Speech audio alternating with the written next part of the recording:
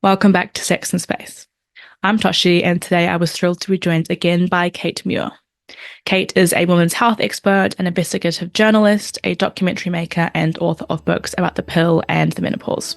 We had a conversation today all about her book, Everything You Need to Know About the Menopause, but were too afraid to ask, and the work that she's done in this space with the menopause. Let's get into it.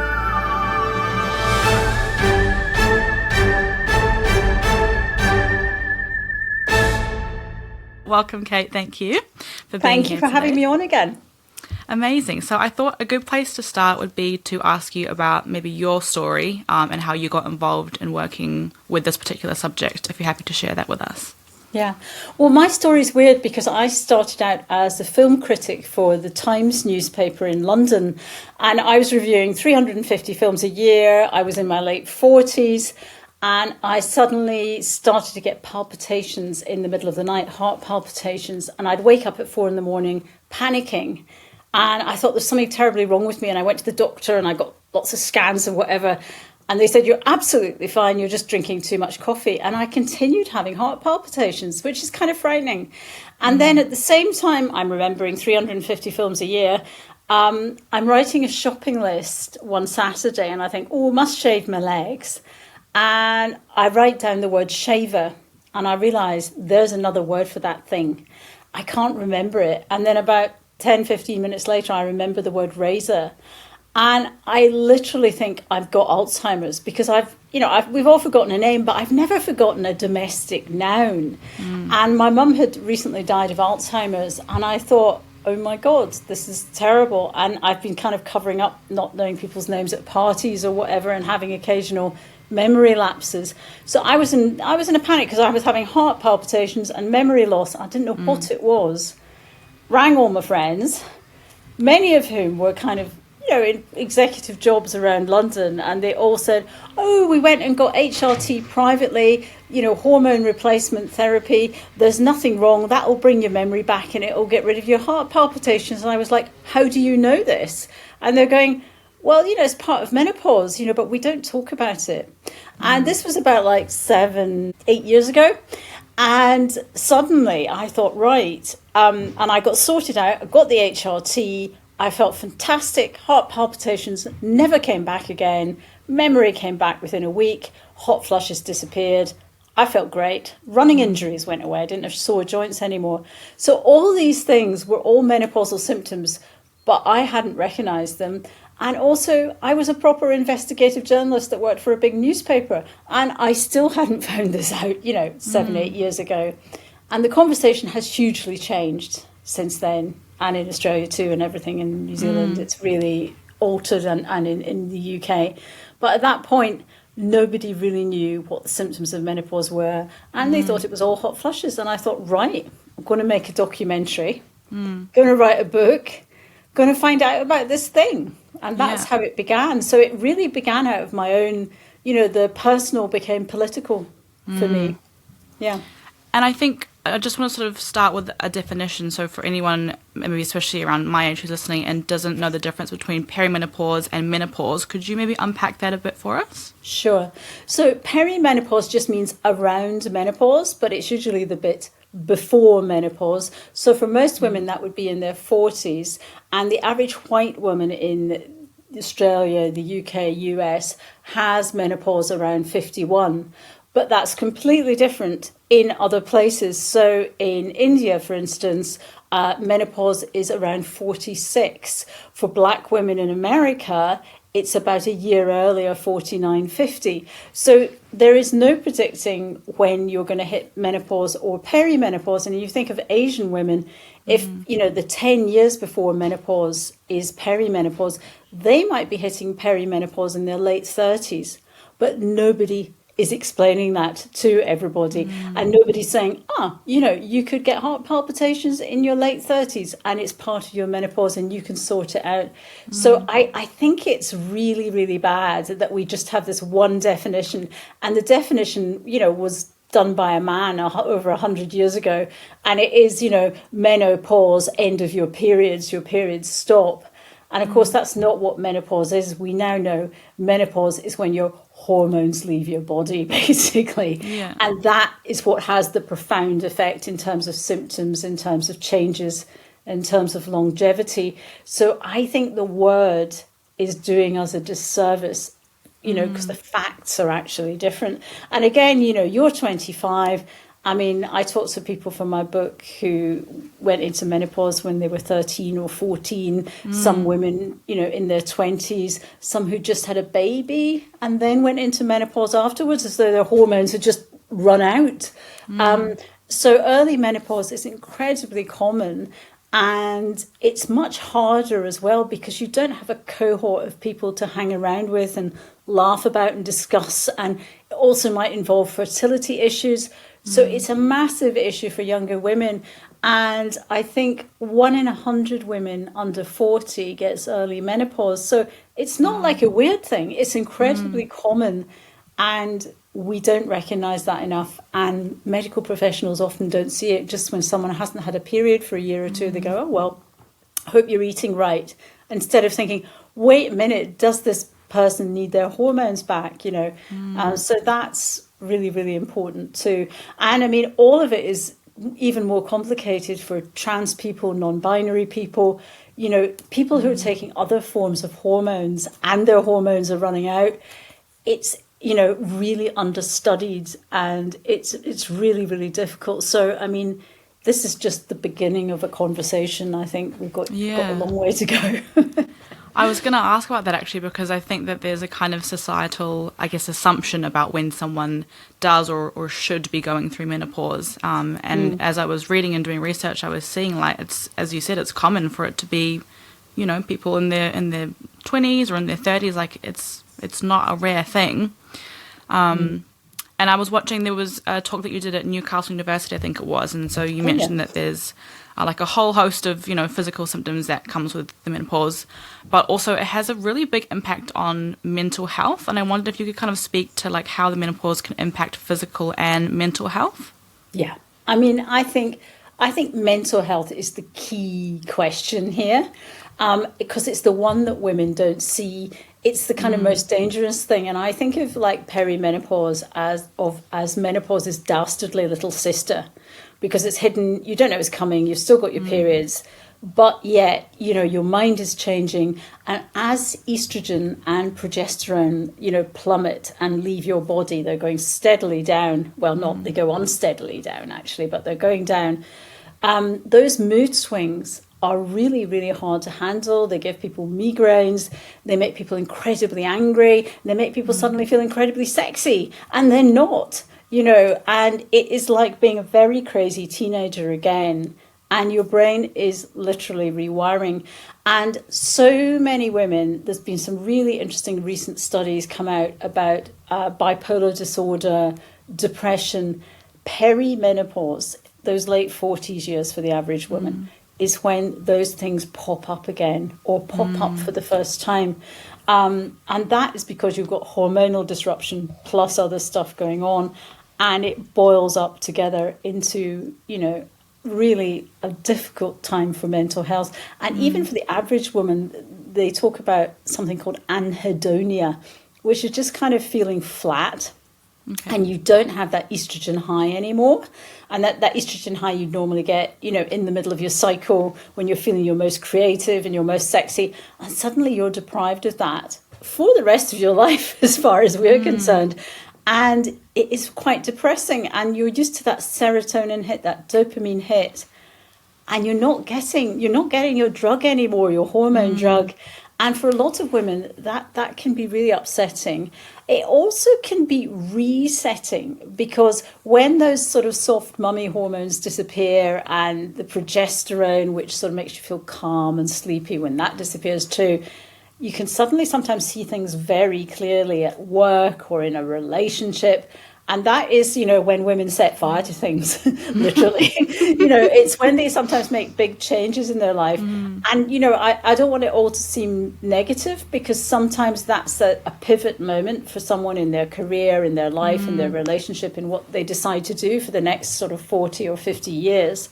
So there is that moment. But I am also, just because I have read so much of the science now over the last 5 years, I'm incredibly in favor of trying to take hormone replacement therapy if you possibly can at this time, because it just makes a massive difference to every bit of your health. It's not just about hot flushes.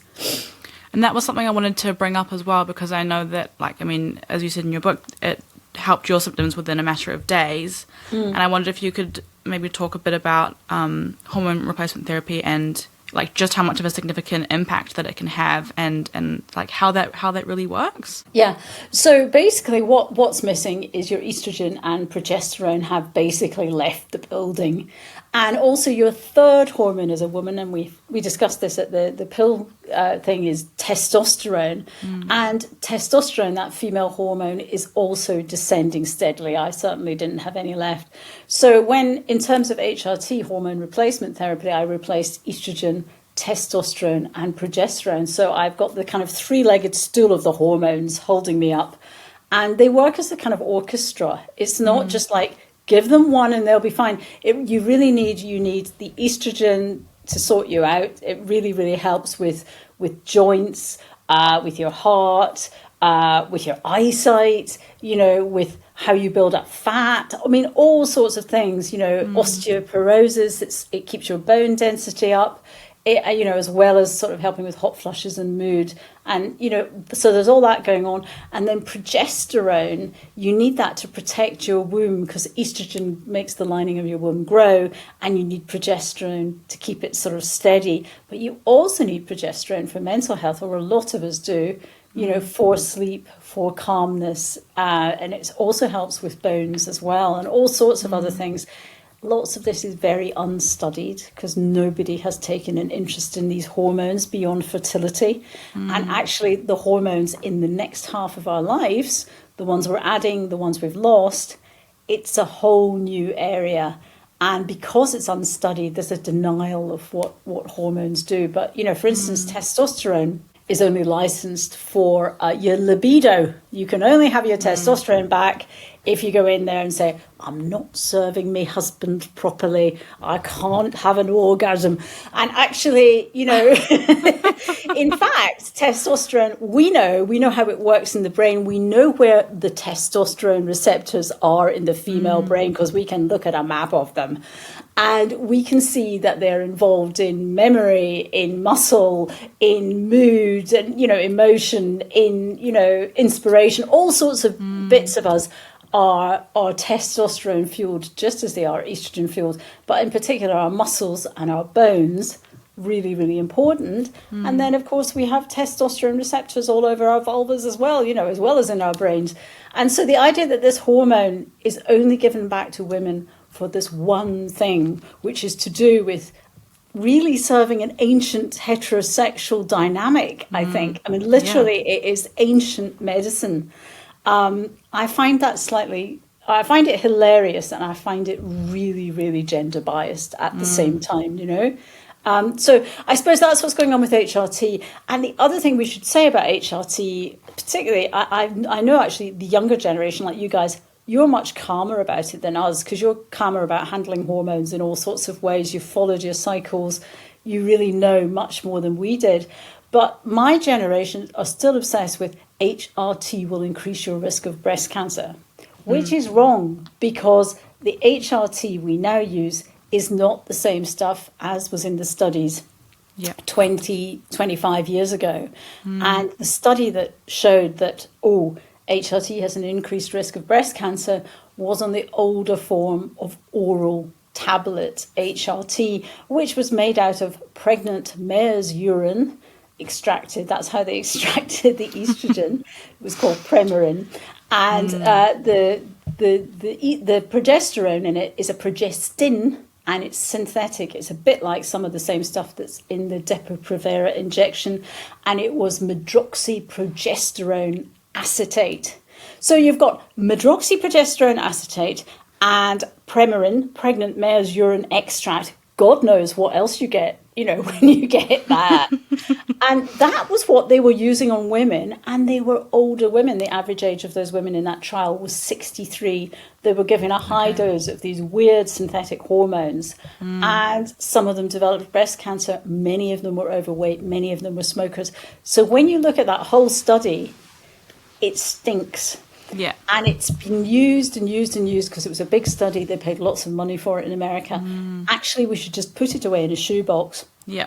And look at the new stuff, which is a copy of your own hormones. It's body identical. It's the same molecular structure, and they're made from soy or yams, so that they're not this alien stuff. They're basically topping up your own hormones. So it's like having some of it back. Yeah. And until women understand that, we will still face this fear. And that's my job, actually. My job is to change that opinion so that women can be healthier. And I wondered if you could speak a bit about, because I know that there's been some issues in terms of accessibility of HRT, and I wondered if you could maybe talk to us a bit about that. Well, I know there's been shortages in Australia and New Zealand, haven't they? And it's not all on the sort of insurance and everything. It's quite hard to get some of it, and it's very expensive. Certainly in the UK, after we made 2 documentaries with Davina McCall about menopause, and after that huge tipping point, there was a massive conversation about menopause in the newspapers, on social media, everywhere. And prescriptions really went up by, I think, 62%. They've gone up in the last 2 years. So we ran out of hormones. We ran out of HRT. And we had to wait. One of the factories was built in Spain and import more from Europe and all sorts of things like that. But basically, we had, a massive hormone shortage. We're now okay because the manufacturers have caught up. But basically, there wasn't factory space for the sudden demand that had been brought by women. And I know there were terrible problems in Australia recently. And it's as though hormones are a special treat, and it's not, if insulin ran out, people would get hold of it somehow, but somehow hormones, and you get that incredible crash or some incredible problems with your mental health or palpitations, you just can wait a few weeks to get your hormones back.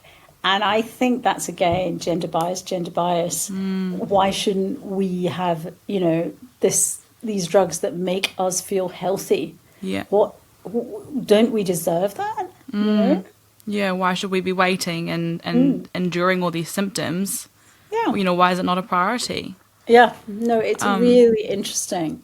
And I don't know whether partly we're afraid of hormones because of, the growing trans movement as well.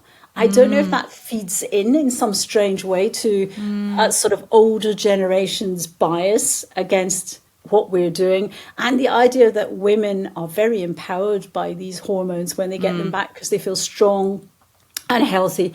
And actually, I have to say, for the first time in my life, I have my hormones the same every day, which is absolutely fantastic, because I used to have a rock and roll cycle up and down, it was just like, oh God. And walking into a room and knowing that you will function in the same way every day, and you'll function at quite a high level, you won't have sudden strange pains or feel odd or feel exhausted. And actually that will be really, really good for women in their careers. And I don't know if there's a certain little bit of reticence about that too. I just find, the idea, and recently there's been a huge conference in Australia of the International Menopause Society, and they were discussing, whether women should, they shouldn't all have hormones, and they should just deal with the transition, and most of them can get through it. And there's a group of people who basically are saying women should just keep going. And I think, wait a minute, why should we on earth be in less than optimal health? And why would you put this out on your social media, International Menopause Society, saying that, not everybody needs help, and, we should just, soldier on. And I'm like, in terms of like looking at what's going to happen inside your body in 10 years' time, how this is going to affect cardiovascular disease or your bone density, well, I can tell you that, your bone density will go down by 10 up to 20% after menopause unless you do the most incredible amount of really, really heavy weightlifting. And even if you do that, it probably won't work as well as having your hormones back. And so the logic and the science is absolutely clear. We've got proof of that. Yeah. But the cultural politics are weird. I don't know. What do you think about that? Because you're there. You tell me. I mean, give me a sense of what you feel about women's health and older women's health. I think it's probably a combination of all of those things. I think that you make a really good point about trans healthcare. I think that that's probably part of it, because people hear, HRT, and if they're against it in one, sense, it makes sense that they're against it entirely too. And I think also what you say about, the agency and the power that women have, to have the hormones the same every day and not to be, changing by day or by week with the menstrual cycle. I think that's a very powerful thing. And I think, like you say, so many life changes happening, being able to kind of have a sense of clarity and go, I'm going to make a career change or a change in my life. And I think that could be, even if it's an unconscious thing, maybe some people feel threatened by that. And so there's so much control over women's bodies in so many different ways around the world. And I think this is probably just another part of that, I would say. Because I'm thinking about what you're doing, which is, you're part of the kind of health movement that's out with the official kind of health channels, and so am I. But yet we are talking about science, we're talking about papers, we're talking about fairly solid knowledge. We're not telling people to eat leaves off trees or whatever. We're being very, very sensible. Yeah. And that the fact that health knowledge has been democratized, and also that medical papers are now often free access, which they weren't even when I started 5 years ago. And you can go and look up that medical paper and go to paragraph 422 and find the piece of information you want and find out that there were only 3 people in that trial or whatever it is. And you can, do good journalism on the science papers and on academia. Yeah. And academics do not like it. And you can say, I'm not a doctor, but these are 10 interesting papers on testosterone that point us in a direction that show that it's going to be interesting for all sorts of parts of women's health. You can write an article saying that, which I have done for the Times, and it makes people really angry. And they get angry because they don't like you saying, these are possibilities, here is hope, here are some ideas we could consider, instead of saying, this is black and white, this is a randomized controlled trial, and let's go back to what happened 40 years ago, because that's solid evidence. And when you start questioning the evidence, it causes so much trouble. And I think we have menopause as a digital revolution, without doubt. That is what it is. And the institutions of the kind of patriarchal bits of medicine, and not all of them are like that. There are some fantastic menopause doctors around the world and experts. But the institutions hate being challenged. And they've never been challenged on this level by so many women who are so angry. How have you noticed sort of the conversation shift? Because obviously, this book came out a couple of years ago, and your documentaries too. And so have you seen a shift in the way that people are thinking about the menopause or talking about it? How have you noticed that change? People much more confident, no shame, no embarrassment. Hugely being discussed at work and in workplaces, and people changing their policies around menopausal women. Because I think a while ago, menopausal women, 1 in 10 were leaving their jobs, they were being sacked. So I think that's changed. I also think women's knowledge of HRT has been altered. And what I was saying about being afraid of breast cancer, that has changed for a large number of women, and particularly the next generation coming up that didn't read those headlines, who are now reading the headlines and seeing the people who are doing really well on HRT. And I think that's really important. So we're more confident about HRT. We're more confident about the conversation. But I think the third thing that's happening, and it's where I'm going next in my kind of campaigning world, is about longevity. It's about health span rather than lifespan. And women have crap. They've got a really good lifespan, but they have crap health spans, and they spend more time in ill health than men do. And everything shoots up the minute you're in your late 40s, early 50s, be it diabetes, be it cardiovascular disease, be it bone density, be it your chances of getting Alzheimer's, be it sore joints, etc. Even things like cataracts and macular degeneration, it affects your eyes, tinnitus. Basically, the fuel in your body is missing. Some of it is missing, and putting it back for those of us who can take HRT is amazing. It's absolutely amazing for long-term health. And I was just writing today, because I'm doing a new book called How to Have a Magnificent Midlife Crisis, but it deals with a lot of the science and the health. And I was writing about how so many women suddenly put on weight in their late 40s, early 50s. It's a very common thing. There's a graph that shows it shooting up, and women put on weight around the middle. They're not like people who've had necessarily eating disorders or any problems before, but suddenly they're doing the same thing and they get sort of tire around the middle. And that's because we're changing the hormones, and the estradiol, which is our good hormone that we get back with HRT, that particular form of estrogen, disappears. And to compensate, we try to make another kind of estrogen, which is called estrone. It's weaker, it's not so good, and we make it in our fat. So we make these layers of fat to pump the slightly crap estrogen back into our bodies. And that particular estrogen is got a higher risk for feeding breast cancer tumors as well. Okay, right. So everything about that moment is bad. But women until now have just thought, oh, I'm middle-aged, I'm putting on a bit of weight, but I seem to be doing the same. Why? It seems unfair, I'm getting old. And actually, when you look at the mechanics, you can see there's, we're not making this up. It is real. Our bodies are changing. What can we do about it? Do we have to eat different food? Maybe we have to eat more protein. We do have to change our diet at that point. Or again, we can be helped by hormones and lifestyle as well. I don't think hormones work on their own. I think you've got to do the two together.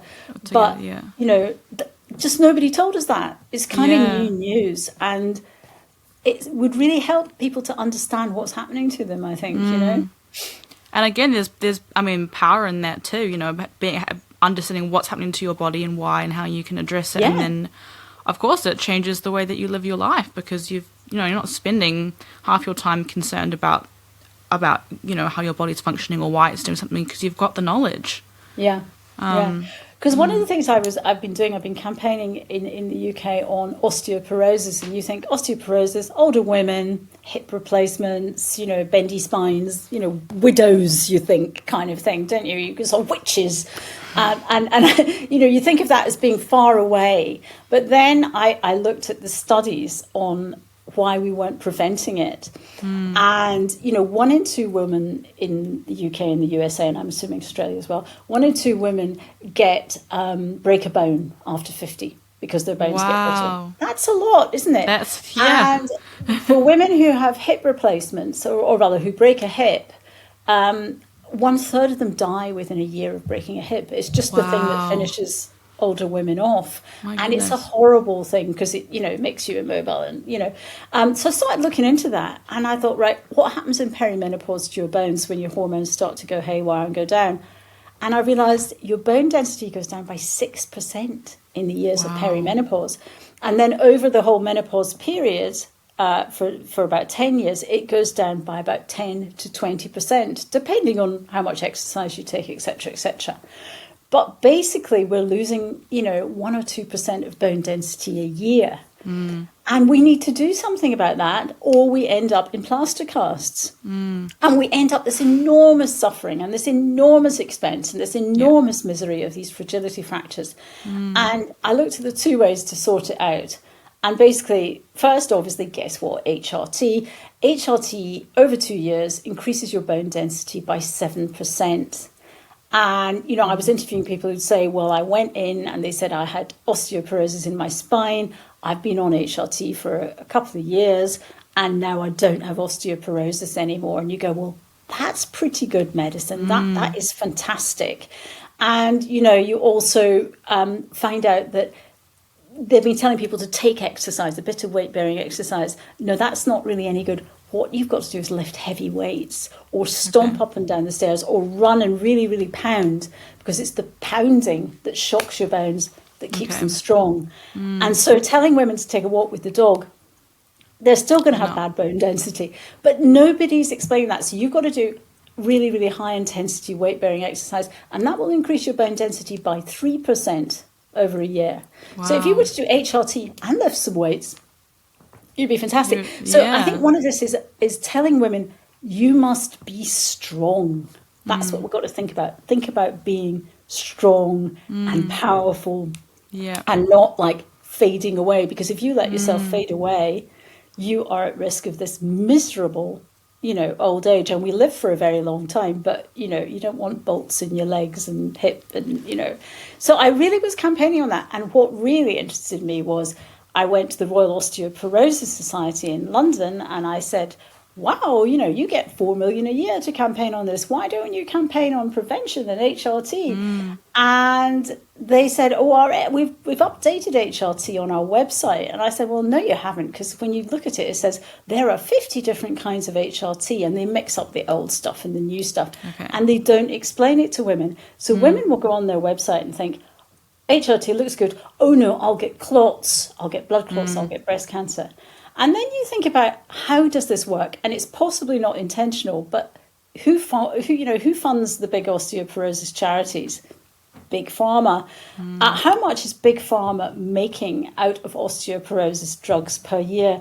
The same as the GDP of Nicaragua, right? It's a lot of money. It's like 16 billion or 18 billion a year. Goodness. And of course, these big pharmaceutical companies do not want women to be taking HRT and having rubbery bones and feeling good, because they can make £5,000-10,000 a year selling these drugs that basically turn your bones into kind of rocks. And it's not good to have rock hard bones. You kind of want them to be a bit bendy, so if you fall over, they sort of bend with your arm. So when you put that as a sort of massive, perhaps unintentional capitalist plot, it is extraordinary. And, all the science there is absolutely true. And it's just really disturbing. And it's good. We're doing a big campaign on it starting this week in Britain. Wow. How interesting. Yeah. All these things that you must be uncovering. I wonder, from all the research that you've been doing over the years, is there one particular thing that you've kind of uncovered or you've learned and it's really stayed with you or had an impact? Yeah, well, I suppose I'm not doing the research. I'm benefiting from great women's research, mostly, who've risen to the top of their careers. The main thing for me is Alzheimer's and dementia and the effect of hormones on that. And the key person I've been following is Dr. Lisa Mosconi in America, who's written, you probably know about this, The Menopause Brain, terrific book. And she's really started looking into what's going on. And her work post that book has been looking into what kind of receptors are left in the postmenopausal brain. And you look at a postmenopausal brain, and it's not had HRT, and it's absolutely packed, filled with estrogen receptors, desperate for something but not getting anything. And you can see the brain changes, and the more the estrogen receptors are sort of panicking and waiting for something, it seems to be the more likely people are going to get Alzheimer's. And then there's another woman called Dr. Roberta Brinton in Arizona who's studied estrogen in the brain for 30 years. And she is also really interesting on the estrogen dementia connection. Wow. And basically, because nobody's bothered to do a 20-year study on women, because it would cost a lot of money, what we have is the big health databases from the insurance companies over like 10 years. And we've been able to look into like 400,000 women in those big databases, and it shows that the ones on HRT are far, massively 50, 60, 70% less likely to get dementia and Alzheimer's. Wow. And there's a healthy user bias But to some extent, these are women who are rich enough, they're getting paid, they're on proper health insurance. So they're fairly, they're people in jobs. They're not the poorest people on the worst diets or something like that. They are fairly sort of comparable bunch of people. And basically, well, quite simply, estrogen stops amyloid plaques building up. And it also lets you sleep, because you sleep better when you've got your hormones back. And not having sleep, not recycling your brain at night, actually makes a big difference for Alzheimer's and dementia. So who knows exactly what the mechanism is? But what we do know is women who go into early menopause and are not given any hormones have a much higher risk of Alzheimer's. So what does that tell us? That's the science that's out there very clearly. And none of these Alzheimer's societies in England are rushing to research hormones. And you think, what? It must be the breast cancer thing that sticks in everybody's head? Or do we think women don't? I can't work out why this isn't being seen. Why you can get so far, like, to a point, and then you'd think you just need to translate all the information in the data to, a different action, but it's not getting there. Yeah, it's really weird. And I was just looking at, the weight loss drugs, the semaglutides, Ozempic, Wegovy, all those ones. I mean, they've been processed through at speed. Everybody loves them. Governments are talking about people taking them. We'll get rid of the obesity epidemic. And within 10 seconds that has happened, literally. Whereas we've got the evidence on HRT from, 10, 20 years ago that's really good. And governments aren't touching it. I don't understand. I think it's partly the medical community have failed to make this communication. And that's why people like you and I are having this conversation. Yeah. Wow. My goodness. Yeah. It's a plot. Yeah. It's not a plot. I think it would be great if it was a plot, wouldn't it? But I think it's just a big mess. And I think it's just a weight of kind of bias that's been lying there for centuries, And also that it's a very kind of modern thing to put your hormones back. And it just didn't exist before. So, I'm the first generation that are on the really safe hormones, and we're going to test them out for the next 20 years. So we are the guinea pigs, because we don't know what they're going to do. But we've got very strong evidence, on a sort of molecular level, that they're doing the right thing. And we've got the evidence of the fact that we feel great and that, we aren't getting running injuries, and we can remember, the names of films and, things like that. Yeah. And it does make just a massive difference. Yeah. So, but I do worry about women who can't take it. And, you've got to look at the other stuff, and you've really got to look at lifestyle at this point. You've got to massively look at exercise and nutrition and vitamin D and kind of omega-3 and magnesium, all these really good sort of, we know what they are. They're just what everyone should be doing. But you have to pay extra attention, because you're starting from behind the starting line, because you're not getting your hormones back. So you've got to work so much harder. Yeah, to get up it to really the is same. Work. This is a time of change, and you have to take action.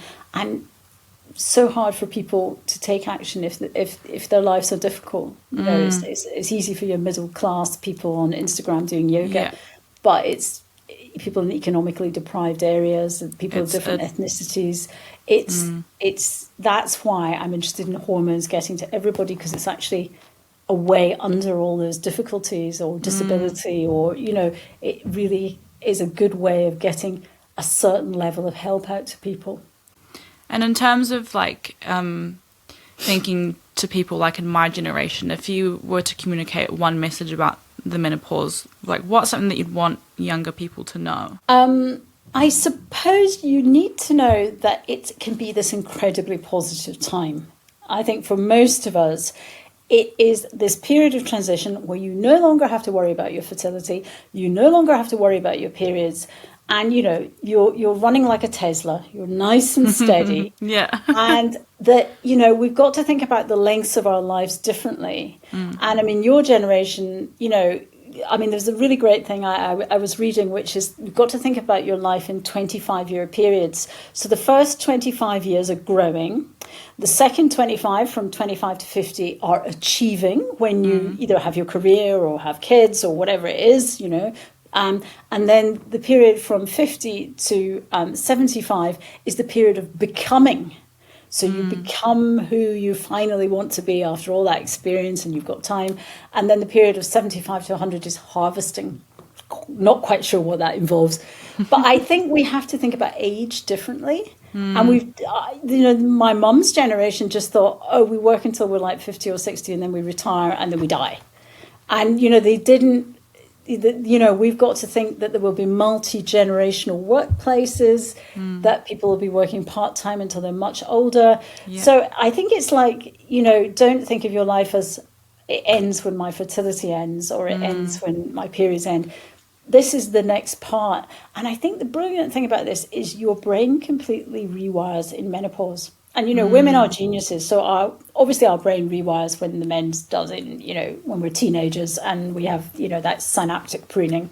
But then if we have babies, our brains rewire again. And that rewiring is rather amazing, because people talk about, you've got baby brain and you can't remember anything and you're a bit daft. And in fact, when the grey matter comes back, because the grey matter does go away, it comes back in the post-pregnant women in the areas of communication and facial recognition. So basically, you know, they are able to look at their baby or look at somebody looking angry over there and go, that's a danger to my baby. I recognize the signs. Wow. I'm recognizing the facial, what's going on.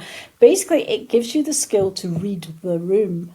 And you think about taking that skill back to work once you've had the baby, and you're looking round and you're going, oh, I know what he's thinking and she's thinking that, and that's a worrying look.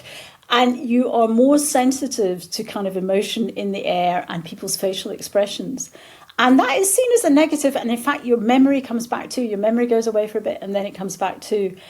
So that is one positive rewiring. We are very plastic, and you have to rewire to kind of multitask as a mum, I think. You know, it's quite a thing. And then, you know, menopause comes, and because that estrogen and progesterone leave your brain, it does have profound changes. And this is not a brain on HRT I'm talking about. This is just everybody's brain. And the grey matter, your computer basically, goes down and then goes up again. Nobody knows why. It goes down in perimenopause, sort of dips a bit, and then your grey matter goes up. Your white matter, your kind of connecting roads in your mind, starts to go down. Okay. And nobody's really looked much further into that. Lisa Mosconi has tracked it as far as that. But literally, we are rewiring, and we are a different system. We've got different hormones. And even if we do replace the hormones, they're not going to be replaced at the same level they were at. Yeah. So we have different brains that do different things, have different purposes. And we've been amazing and handled it and walked out the other side. So I think, you know, be proud of your plasticity in your brain, you know, because you're going to do this 3 times. And we're just not thinking about that in a big positive way. So I think that's sort of my message, is like knowing the science and knowing what changes gives you this incredible sort of strength and freedom to make the right decisions for yourself, and not being told the science and not knowing what's going on is really bad, because that's when your life crashes. I think, I mean, conversations like these and being able to access the information, like you said, that we have now, I mean, a lot of us can go on the internet and, you know, read a paper for free, or read more than one paper for free. And if there's, you know, phrasing that we don't understand, we can ask ChatGPT to explain it to us in terms that we understand. Like, it's so, you know, it's quite empowering to have that option now, I think. I mean, what do you think AI is going to do to what we're doing here? Because, you know, I'm thinking in terms of menopause, it's all the old stuff is still weighing everything down. I just don't know. I agree. And I think, I mean, I know that ChatGPT only can search like up a certain amount of articles up to a certain period of time. And I think too, because AI, obviously, it takes in all of our biases too. And so, you know, massive gender bias. And so I just think that we really have to be mindful of that when we're using it, because I feel like it's gonna take those things on board and then kind of everything it pushes out as a result will be influenced by that. And I mean, I've been reading Caroline Crado Perez's book, she's Invisible good, Woman. isn't she? Yeah. And it really makes you think about all these ways that we often don't realize how that gender bias gets into everything. Yeah. And so I think even though, AI can be empowering for us when we use it in a way of research and to access information that we didn't have, we couldn't beforehand. But I think also it can be a problem. Yeah, because if you put testosterone into Google and you get that little AI bit now at the beginning when a Google entry comes up, and that is still, it's an entirely male hormone, it's all penises and balls dropping. The female element is just not mentioned at all, but it's a people hormone. Yeah. And men and women have this hormone, and we have a hell of a lot of it in our early 20s and late teens. In fact, we have more testosterone than estrogen then. And the idea that you can Google this hormone, but it only belongs to one gender, is just completely wrong, and yet, and so we're struggling to overcome massive machine-led kind of bias like that. That's just, I don't know what you do. So when are you planning on releasing your next book? Have you got a date it's in mind? Supposed to come out next summer. Okay.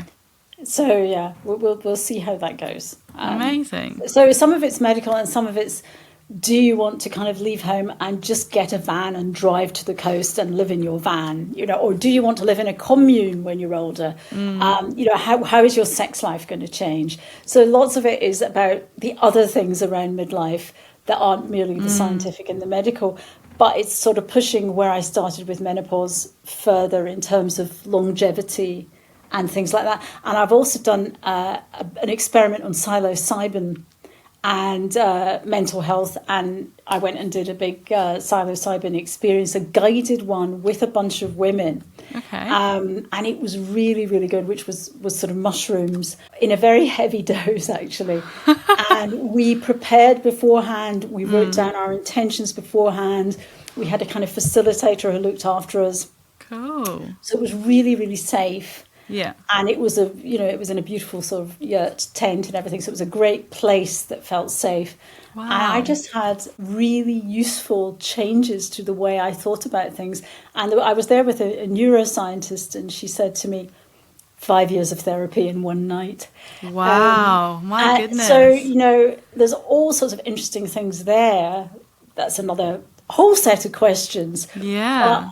I just, stuff that I'm interested in midlife, in inquiring how we're changing, how our brains are changing. And I suppose it came partly because I realized, oh my God, my brain changed so much on HRT. It was, my brain changed in a week. And, it's like a miracle. You'd think, it's something religious, but it's scientific and you can judge it.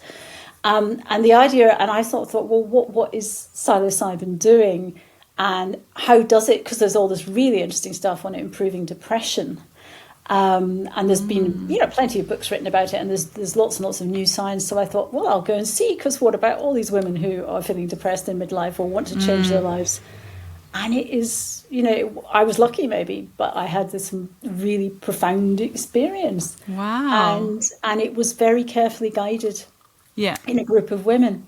So, don't know what we'll be doing next. Yeah. I might ask you just one last question before we wrap up. And that's probably to anyone who has like a family member or a partner who's going through the menopause and is going, how can I support my partner at this time of their life? What message would you have for them? Well, I think bring it up, make it part of the conversation, be funny, be relaxed about it, and say, I suppose, what can we learn together? What can we know? What are the good resources?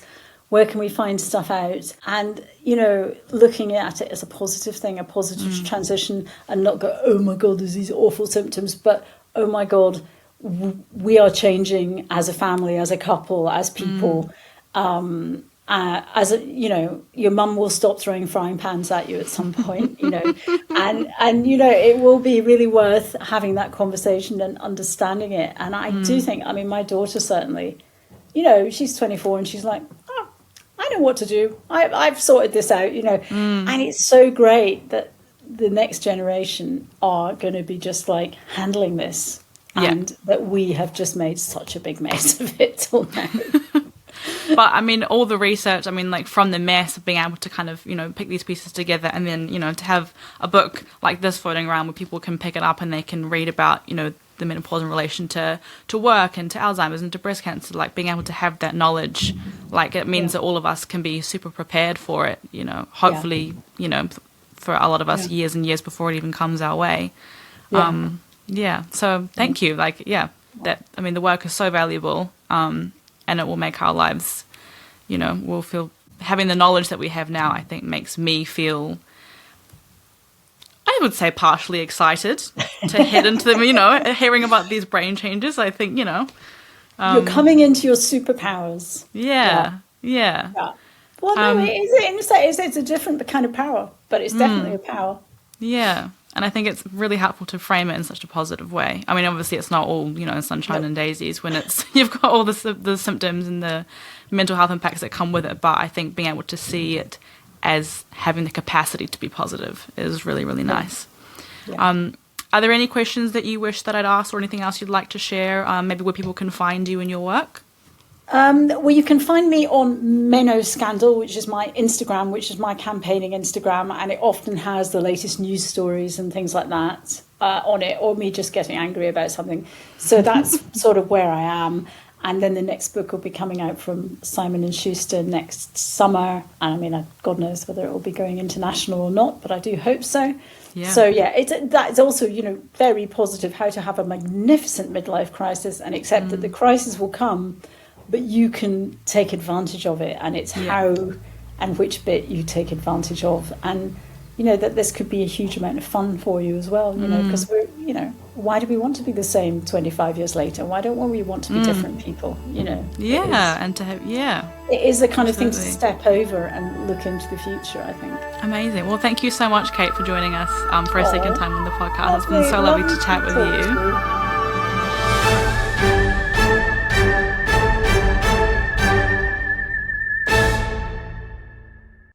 We really hope you enjoyed today's episode. Before we sign off, we wanted to ask you for your help. Because we talk about sex, we keep getting shadow banned across a whole bunch of social media platforms. And that not only makes it hard for people to find us, but it sends a message that sex isn't okay to talk about. Not only is sex okay to talk about, it's totally essential. Because more knowledge equals better outcomes for all of us across a whole bunch of different measures. You can make a difference, and what we need from you is your active support. So please follow the podcast and consider checking out our social channels too, Instagram, YouTube, TikTok, whatever takes your fancy. You can find us at sexandspace.com and click on our social links from there. Help us make sex an okay space. Thank you for taking the Sex and Space trip with us, and until next time, safe travels, and we'll see you on the next intergalactic episode.